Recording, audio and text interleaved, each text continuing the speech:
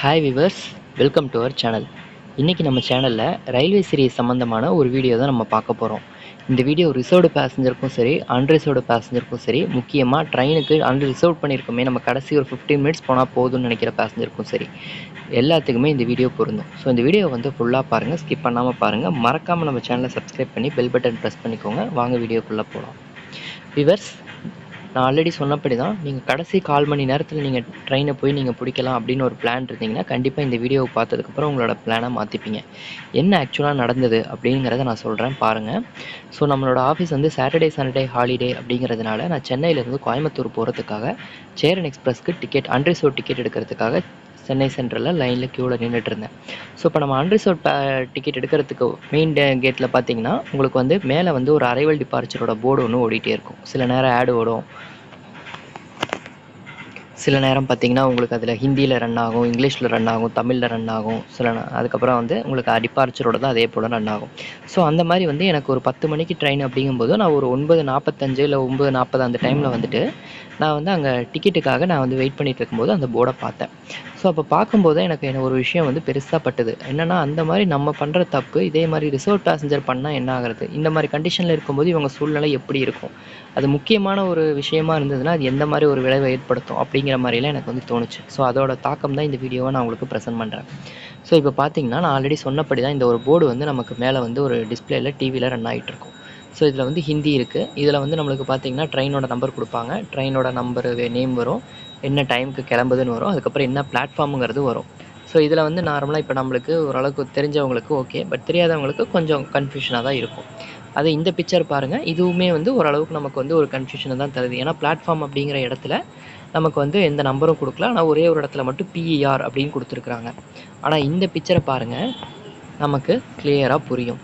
அதாவது என்னென்னா, அளப்பையிலிருந்து தன்பாத்து போகக்கூடிய எக்ஸ்பிரஸ் வண்டி 9:35க்கு வர வேண்டிய வண்டி சென்னை சென்ட்ரல் வராமல் அப்படியே பெரம்பூர்லேருந்து ஸ்கிப் ஆகி உங்களுக்கு வந்து தன்பாத்து போகுது. இது என்ன ஆகும் அப்படின்னு கேட்டிங்கன்னா, முக்கியமாக வந்து அளப்பையிலேருந்து தன்பாத் போகிற ட்ரெயினும் சரி, இல்லை தன்பாத்லேருந்து அளப்பை போகிற ட்ரெயினும் சரி, உங்களுக்கு சென்னை சென்ட்ரலை கிராஸ் பண்ணி தான் உங்களுக்கு வந்து எப்பயுமே வந்து நீ வந்து அந்த அரைவல் பார்ட்டுக்கும் டிபார்ச்சர் பார்ட்லேருந்து அரைவல் பார்ட்டுக்கு போகும். ஸோ அப்படி இருக்கும்போது அன்னைக்கு மட்டும் ஸ்பெசிஃபிக்காக என்ன ஆயிடுச்சு அப்படின்னா, அந்த சென்னை சென்ட்ரலை வந்து ஸ்கிப் பண்ணிவிட்டு பெரம்பூர்லேருந்து அப்படியே அந்த வண்டியை வந்து தன்பாத்துக்கு மாற்றிட்டாங்க.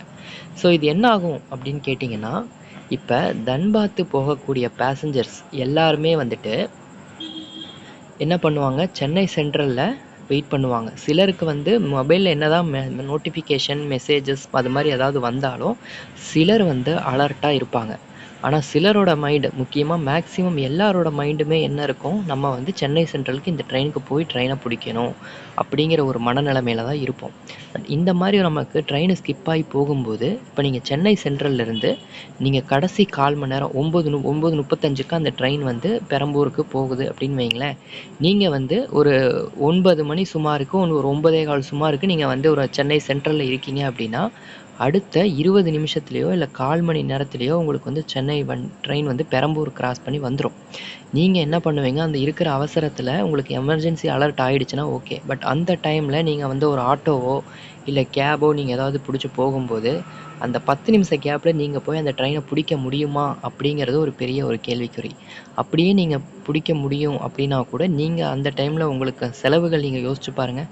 அதெல்லாம் ஏகப்பட்ட கேபில் அந்த மாதிரிலாம் போகும்போது ஏகப்பட்ட அமௌண்ட் வந்து எடுத்துரும். ஸோ இதெல்லாம் வந்து எதனால் என்ன விளைவு அப்படின்னு கேட்டிங்கன்னா, ஒரு முக்கியமாக நம்ம பிடிச்சிட்டோன்னா ஓகே, பட் அந்த ட்ரெயினை பிடிக்க முடியலன்னா, இதே ஒரு பிஸ்னஸ் ட்ரிப்பு இல்லை ஒரு ஃபேமிலி ஃபங்க்ஷன் ஏதோ ஒரு முக்கியமான ஒரு விஷயம்னு வைங்களேன், என்ன பண்ண முடியும், கண்டிப்பாக நம்ம வந்து இழப்பீடு நமக்கு தான். ஆக நான் என்ன சொல்ல வரேங்கிறத புரிஞ்சிருப்பீங்க. ஸோ இதுக்கு மேலே நீங்கள் வந்து ட்ரெயினில் வந்து நீங்கள் போகிற மாதிரி இருந்தீங்கன்னா, நீங்கள் ரிசர்வ்டு பேசஞ்சர், இது வந்து ரிசர்வ்டு பேசஞ்சரோட நிலைமை. இதே அன்ரிசர்வ்டு பேசஞ்சர் அப்படின்னீங்கன்னா, அவங்க அந்த ட்ரெயினை வந்து நீங்கள் வந்து விட்டுட்டீங்க அப்படின்னா, உங்களுக்கு அதுக்கு அடுத்த ட்ரெயின் எப்போ கிடைக்குங்கிறது சொல்ல முடியாது. பட் நீங்கள் ட்ரெயினை மிஸ் பண்ணிட்டீங்க தான். உங்களுக்கு அந்த ட்ரெயின் லேட்டு தான். இதே நீங்கள் அந்த ட்ரெயினை பிடிச்சி நீங்கள் ஏதோ ஒரு ஃப்ளைட்டை பிடிக்கிற மாதிரி இருந்தால் அப்போ என்ன ஆகும்?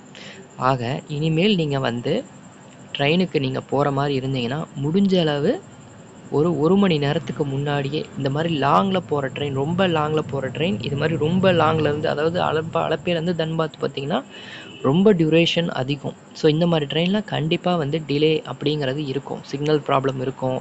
ஸோ எல்லா பிரச்சனையுமே இருக்கும். ஆக இந்த மாதிரி நீங்கள் ட்ரெயினில் போகிறீங்க, ரொம்ப லாங்கில் இருந்து போகிறீங்க அப்படின்னா, லாங் போகிற ட்ரெயினில் போகிறீங்கன்னா குறைஞ்சது அந்த ஸ்டேஷனில் ஒரு மணி நேரத்துக்கு முன்னாடியே வந்துடுங்க. அதையே ஒரு முக்கியமான ஒரு பிரதான வேலையாக வச்சுக்கோங்க. அதே போல் நீங்கள் வந்து இந்த மாதிரி போகிற ட்ரெயினுக்கு நீங்கள் எப்பயுமே அலர்ட்டாக இருங்க. நம்ம போகிற ஸ்டேஷனில் அந்த ட்ரெயின் கரெக்டாக வந்துருமா? ஸோ இந்த மாதிரி எல்லாமே இப்போ நீங்கள் சென்னையிலேருந்து கோயம்புத்தூர் போகிற ட்ரெயினோ, இல்லை வந்து திருச்சி, தஞ்சாவூர், இல்லை கன்னியாகுமரி போகிற ட்ரெயின்லாம் பிரச்சனையே இல்லை.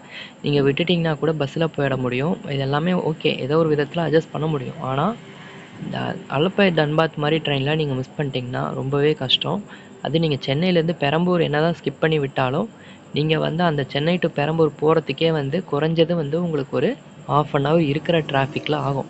நான் ஆல்ரெடி ஒரு டைம் அனுபவப்பட்டிருக்கேன். இன்டர்சிட்டி எக்ஸ்பிரஸ்க்கு போகலாம் அப்படின்னு சொல்லிட்டு நான் ஒரு கடைசி பெரம்பூரில் போய் நிற்கும்போது லோக்கல் ட்ரெயின் லேட் ஆகிடுச்சு. ஸோ அதனால் நான் அங்கேருந்து சரி அட்லீஸ்ட் ஸ்டேஷனில் போயாவது பிடிக்கலான்னு கேட்கும்போது 1/4 மணி நேரத்தில் கூட போக முடியாது. குறைஞ்சது ஒரு 20-25 நிமிஷம் ஆகும்.